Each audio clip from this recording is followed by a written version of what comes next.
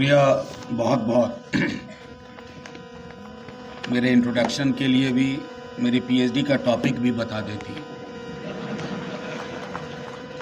नहीं, चूँकि उसकी वजह है, आजकल बिला वजह कोई चीज़ होती नहीं है, तो लेकर के मैंने एक दस्तावेज़ सामने रखा। बहरहाल, सबसे पहले तो पैनल के हमारे सारे साथियों को it's a pleasure to be with all of you. तमाम आप लोग, क्योंकि पैनल तो अपनी जगह है, अगर दिल्ली में 7:30 पौने 8 बजे रात में आप सब लोग यहाँ हैं तो महज हमको सुनने के लिए नहीं है, इस किताब के साथ कोई राब्ता है, कुछ इसके इश्यूज़ के साथ आप आइडेंटिफाई करते हैं। बहरहाल मैं किताब नहीं मानता इसको अब्दुर्रहमान साहब, क्योंकि किताबें बहुत आती हैं, दस्तावेज कम आते हैं। ये दस्तावेज है। और एक और चीज़ कहूँ, बड़ा अनफॉर्चुनेट है, मैं ज़िंदगी में पहली बार किसी किताब के रिलीज़ के मौके पे आया हूँ और मैं पढ़ के नहीं आया हूँ, क्योंकि किताब कल रात में मिली है और आज सुबह से मैं पार्लियामेंट में था। बहरहाल, थैंक यू वेरी मच। मैं मीडिया के काफ़ी साथियों को देख रहा हूँ, यहाँ भी माइक देख रहा हूँ। मीडिया के इतने सारे लोगों को देखता हूँ तो खुशी भी होती है और थोड़ी आशंका भी होती है। बड़ा मुश्किल दौर है, जिनसे डरना नहीं चाहिए उनसे भी डरना पड़ता है।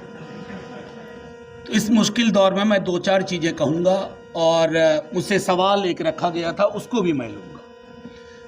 लेकिन साथियों, तमाम हम सब लोगों को एक बात जाननी होगी। आरफा जी मेरे बगल में बैठी हुई थी, मैंने उनसे कहा, हम में से कईयों को ये मुगालता है कि 24 का चुनाव जीत जाएंगे तो देश पटरी पे आ जाएगा।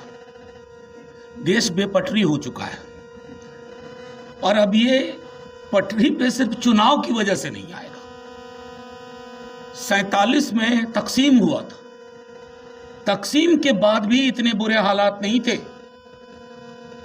वहां साहब, आपने महावीर त्यागी का जिक्र किया, पंत साहब थे, लेकिन एक बड़ी आबादी ऐसे लोगों की थी जो इन लोगों को कहती थी कि माइंड योर बिजनेस। मैं तो नरेंद्र मोदी जी को एक बात कहूं, हाथ जोड़ के उनका धन्यवाद करता हूं, उन्होंने चेहरे से नकाब उतरवा दिए।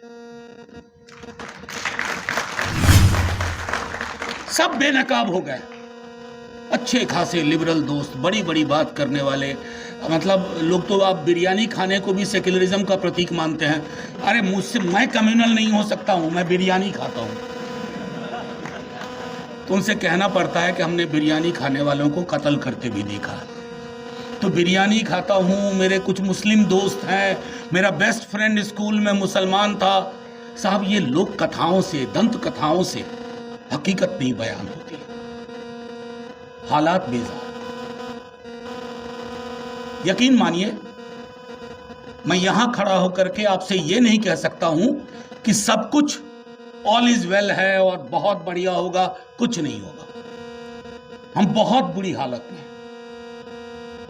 चुनाव कुछ नहीं कर सकता।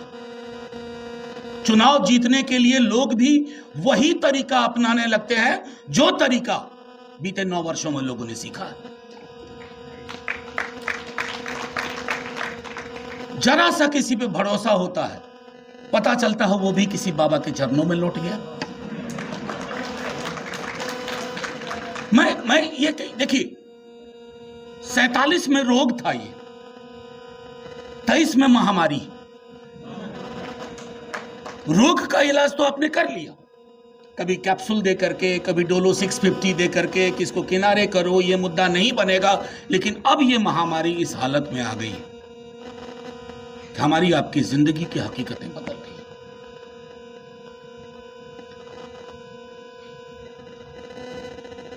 आज से कुछ साल पहले तक मैं दिल्ली विश्वविद्यालय में पढ़ाता हूं। ऐसे ऐसे टॉपिक पर रिसर्च हुए मेरे अंदर, आज मैं कल्पना नहीं कर सकता हूं, क्योंकि वो जो एक बार है वो पूरा का पूरा बदल गया। और वो जब बदलता है तो वो चुनाव से ठीक नहीं होता है। मैं कई मंचों पर यह कह चुका हूं कि चुनाव अंगणित है, 2 और 2 4 के बदले 5 हो सकता है। लेकिन ये अंगनिक मनोविज्ञान को नहीं बदलेगा। Psychologically we have lost. और ये लड़ाई, मैं दोबारा कह रहा हूं, फिर से तिबारा कह रहा हूं, 4 बार कह रहा हूं, ये लड़ाई जमीन पे लड़ी जाएगी। मैं परसों स्टेट्समैन अखबार का एक प्रोग्राम था कलकत्ता में, तो उन्होंने कहा आप कल्पना करिए कि मई के आखिरी हफ्ते का हेडलाइन क्या होगा अखबार का। तो मैंने एक हेडलाइन दी, India wins but he refuses to accept election results. अब ही को अब ज्यादा समझने की जरूरत नहीं है, ही इज ही। खैर, मैं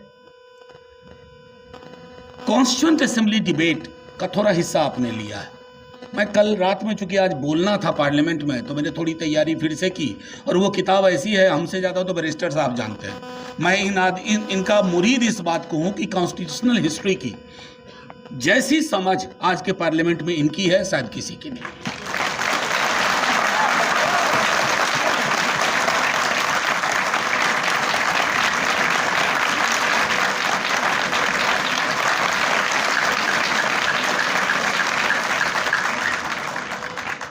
इसके लिए अलग से मैं सेंट्रल हॉल में आपसे खैर, मैं आपको एक हल्की सी बात कहना चाहता हूं कि नवंबर का महीना आ गया था, कॉन्स्टिट्यूएंट असेंबली डिबेट चल रही थी। नेहरू चाह रहे थे कि क्रिसमस की छुट्टियां ना हो, हम बैठ के काम करें। आप जानते हैं क्रिसमस की छुट्टियां किसको चाहिए थी? कोई क्रिश्चियन एमपी नहीं था, श्यामा प्रसाद मुखर्जी। मतलब मैं इसके लिए उनकी निंदा नहीं कर रहा हूं।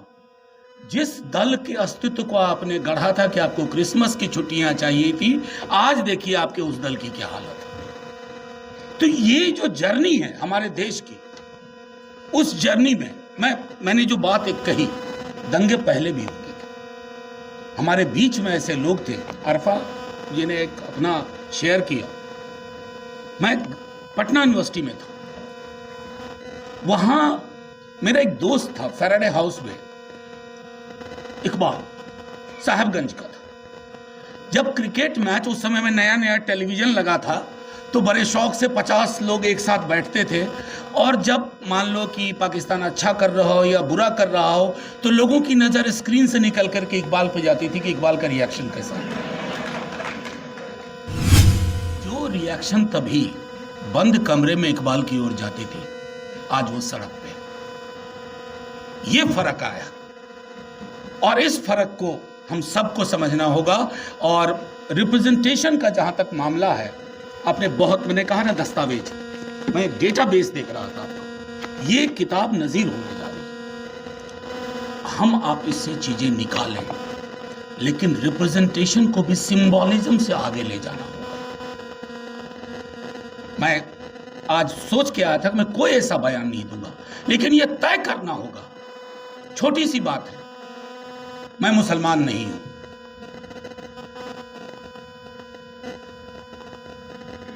लेकिन संसद में मैंने कभी चुप्पी नहीं इस वजह से रखी कि मैं मुसलमान नहीं हूं।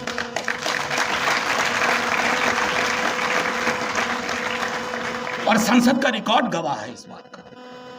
दूर की छोड़िए, बड़ी बड़ी पॉलिटिकल पार्टी को 370 के मसले पे मैंने चुप्पी बांधे देखा, ये कहते हुए सुना कि देश बदल गया है। मैंने उनसे ये कहा कि जब देश बदल रहा था ना जर्मनी में, तब भी वहां की सोशलिस्ट पार्टी, कम्युनिस्ट पार्टी कम से कम एडुकेट करने की कोशिश कर रही थी लोगों को।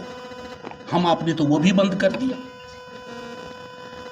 पूरा का पूरा माहौल, सर मैं 1-2 मिनट और लूंगा और खत्म करूंगा। कुछ समझ में नहीं आ रहा है क्या बोलूं, फिर क्या। पूरा का पूरा माहौल, आपको पॉलिटिक्स से इतर एक लड़ाई लड़नी होगी। शायद 24, मैं बहुत ऑप्टिमिस्ट नहीं हूं, 24 के बाद इस देश में चुनाव नहीं होंगे। कौन सा रिप्रेजेंटेशन की हम बात करें?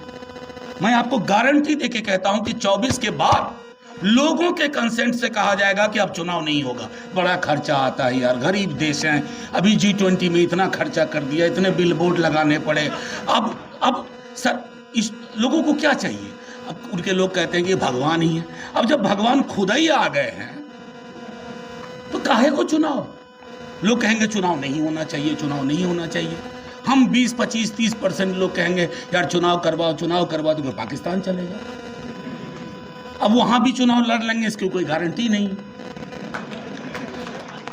मैं सिर्फ ये कह रहा हूं कि रिप्रेजेंटेशन के मामले को आइडेंटिटी असर्शन तक ले जाना और एक सॉलिडारिटी विकसित करनी होगी। मुझे दुख ये होता है कि जैसे ही मुसलमान रिप्रेजेंटेशन की बात होती है, पसमानदा बनाम सैयद, ये लड़ाई, घर में आग लगी हो तो इस लड़ाई को थोड़ा पेडेस्टल को देखना होगा।